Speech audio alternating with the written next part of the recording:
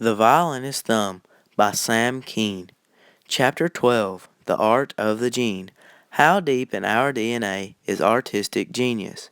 In Chapter 12, it talks about the double helix along with the DNA foundation, ACGT, as well as Paganini, the violinist, and Lautrec, the painter.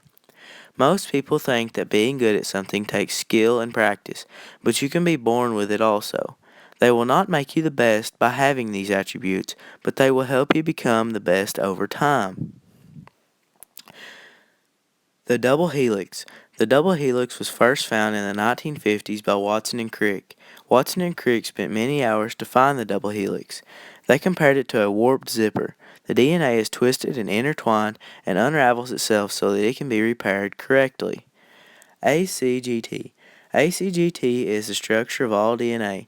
A's are paired with C's and G's are paired with T's.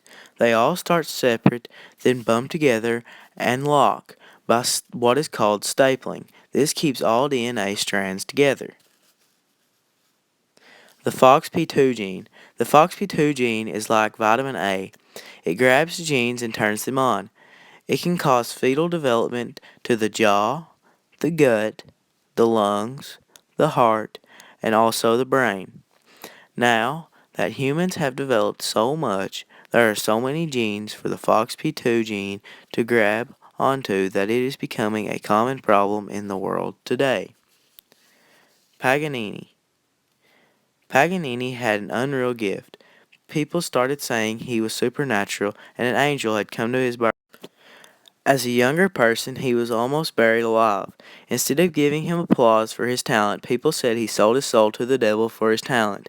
And even though this wasn't true, he made songs about it, called The Devil's Laughter and Witch's Dance.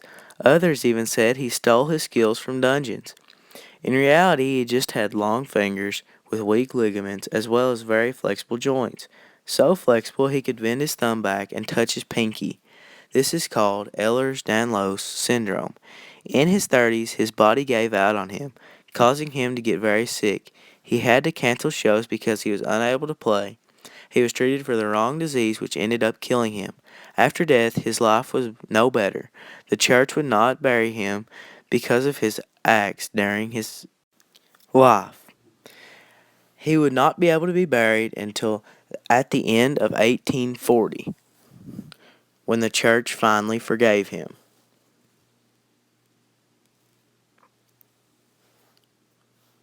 Henry Toulouse-Lautrec was a well-known painter.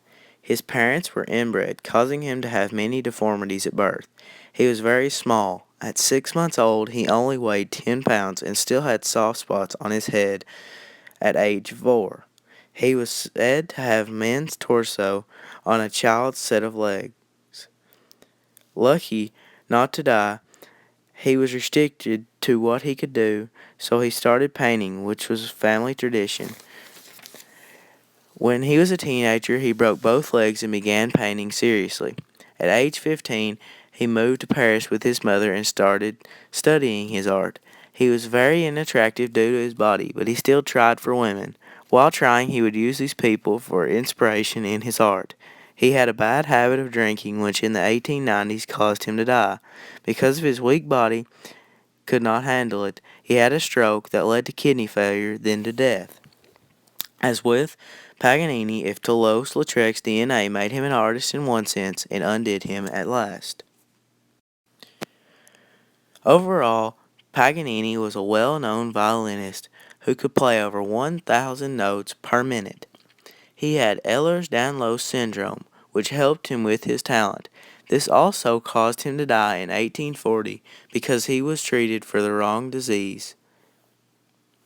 He was then unable to be buried because of his acts in life. He was then buried at the end of 1840 when the church finally forgave him. Henry Toulouse-Lautrec was a very well-known painter. He suffered deformities because his family was inbred. He was known to have a man's torso with a child's legs, and he was very unattractive because of his body, but he used women as his inspiration. I would like to thank Miss Carol Ackerman for providing us with this book and for us to have the opportunity to learn about people like Paganini and Toulouse-Lautrec.